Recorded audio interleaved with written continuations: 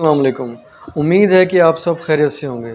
آج ہم دو تین بیماریوں کا علاج آپ کو بتائیں گے جو ناک سے متعلق ہیں، یعنی ناک کا ورم، ناک کے غدود کا بڑھنا، ناک کی خارش، ناک کی بواسیر یا ناک سے خون آنا، یا ناک میں خارش کے ساتھ ساتھ بلیڈنگ کا ہونا یعنی خون کا آنا وغیرہ وغیرہ، ناک کے غدود کا بڑھ کر بلیڈنگ کا آنا، یا زکام کا پھنس جانا، نزلے کا پھنس جانا، یا نزلہ صحیح طریقے سے خارج نہ ہونا۔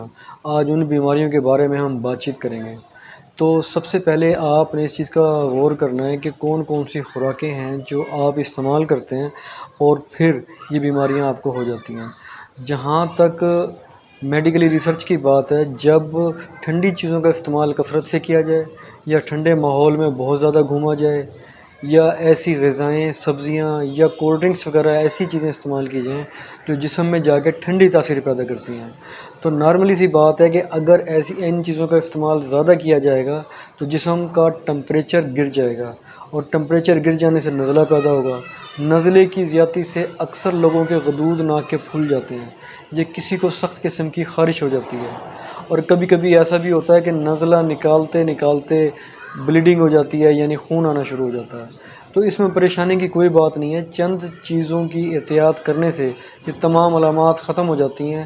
آپ کو غدود کا آپریشن کرانے کی ضرورت نہیں ہے، ناک کی خارش کے لیے کوئی ایلوپیتھک میڈیسن استعمال کرنے کی ضرورت نہیں ہے، بلکہ جو نسخہ آپ کے سامنے پیش کیا جا رہا ہے وہ آپ خود بڑے آرام سے بنا سکتے ہیں۔ تو نسخہ کوئی مشکل نہیں ہے، تو نسخے کی طرف آتے ہیں۔ آپ نے سب سے پہلے 50 گرام زیتون کا تیل لے لینا ہے۔ زیتون کا تیل ہو تو بہت اچھی بات ہے، اور اگر زیتون کے تیل کی بجائے آپ تلوں کا تیل لے لیں تو وہ بھی ٹھیک ہے۔ تو آپ نے یہ تیل لے لینا ہے اور اس کو چولہے پہ رکھنا ہے، کڑھائی کے اندر ڈال دیں 50 گرام تیل، چولہے پہ رکھیں۔ آپ نے اس میں 1 چمچی ہلدی خالص ملا لینی ہے، جو اصل ہلدی ہو، خشک ہوئی ہوئی، اور اس کو آپ گھر میں لا کے پیس لیں، یا آپ کسی مستند دکاندار سے پسی ہوئی ہلدی لے لیں اور اس کو بالکل باریک پاؤڈر بنا لیں۔ وہ بالکل باریک شدہ ہونی چاہیے، یوں سمجھ لیں 1 تولہ۔ 1 تولہ ہلدی لیں اور 50 گرام تیل کے اندر مکس کر دیں، وہ زیتون کا ہو یا تلوں کا ہو ایک ہی بات ہے، کوئی مسئلہ نہیں ہے۔ اس کے اندر آپ اچھی طریقے سے مکس کرنے کے بعد آپ اس کو بالکل ہلکی آنچ پر چھوڑ دیں۔ ہلکی آنچ پہ چھوڑنے کے بعد آپ غور کریں گے کہ ہلدی کے تمام اثرات تیل میں آ جائیں گے۔ یہ کوشش کیجیے گا کہ ہلدی کا رنگ جو زرد ہے وہ بھلے بدل جائے لیکن وہ جلے نہ۔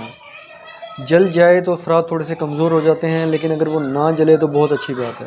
اب آپ اس کو جلنے سے پہلے اتار لیں، یا آپ اسے بالکل ہلکی آنچ پہ 10 سے 15 منٹ پکا لیں۔ اس طریقے سے پکائیں کہ وہ جلے نہ۔ جب یہ تیل ٹھنڈا ہو جائے تو آپ اسے کپڑ چھان کر لیں، اچھی طریقے سے چھان کر محفوظ کر لیں کسی شیشی وغیرہ میں۔ اب آپ کی میڈیسن بالکل تیار ہے۔ اب کرنا کچھ یوں ہے کہ آپ نے سوتے ہوئے 1 قطرہ ناک کے ایک نتنے میں، دوسرا قطرہ دوسرے نتنے میں ڈالنا ہے۔ انشاءاللہ آپ کو اسی دن فائدہ محسوس ہوگا۔ اب آپ کو بیرونی ٹریٹمنٹ بتا دیا گیا ہے، اس کے ساتھ ساتھ اندرونی ٹریٹمنٹ بھی ضروری ہے۔ آپ نے کسی قسم کی کوئی ٹھنڈی چیز نہیں کھانی۔ ٹھنڈی ہوا سے، ٹھنڈی چیزوں سے، خاص کر کولڈ ڈرنک سے اپنے آپ کو بالکل بچائیں، دور رہیں بالکل۔ کم از کم 2 سے 3 ماہ کے لیے یہ سب چیزیں بالکل چھوڑ دیں۔ اگر آپ گرمیوں میں بھی کولڈ ڈرنکس وغیرہ کا استعمال زیادہ کرتے ہیں تو یہ یاد رکھیں کہ جب سردیاں آئیں گی تو ناک بند ہو جائے گی، حلق، منہ اور ہونٹ بالکل خشک ہو جائیں گے، آپ کے غدود پھول جائیں گے، سانس آنے میں دشواری ہوگی، تو آپ کو پھر یہی بہتر لگے گا کہ آپ اس کا آپریٹ کروا لیں۔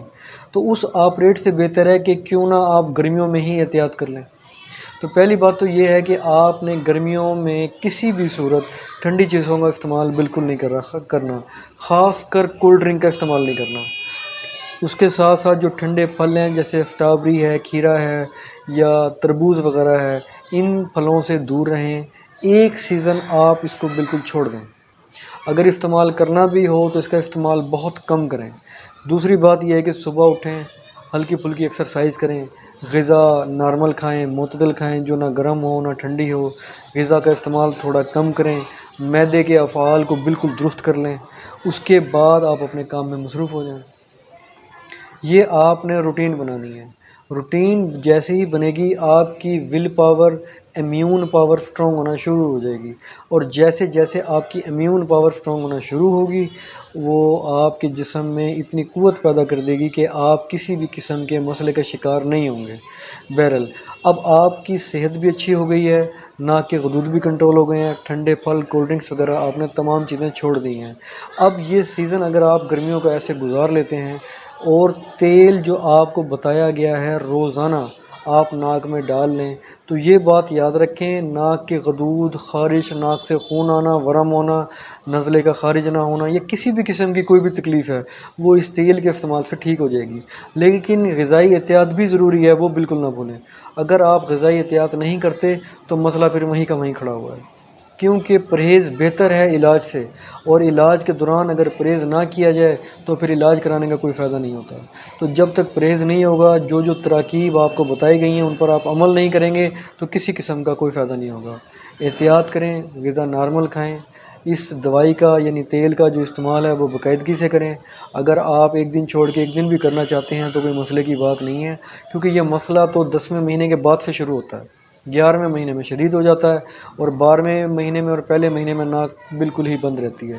تو اس وقت سے بچیں، کیونکہ سانس کی تکلیف بہت بری تکلیف ہوتی ہے، جسم کو پوری آکسیجن نہیں ملتی، جس کی وجہ سے جسم کمزور ہونا شروع ہو جاتا ہے، یادداشت کمزور ہو جاتی ہے، پٹھے کمزور ہو جاتے ہیں، انسان کمزوری کی طرف چلا جاتا ہے۔ اور ظاہری بات ہے ان تمام وجوہات کی بنا پر یادداشت سب سے پہلی چیز ہے جس کو مد نظر رکھا جاتا ہے۔ جب وہ ہی کمزور ہو جائے گی تو بہت سارے معاملات بگڑ جاتے ہیں۔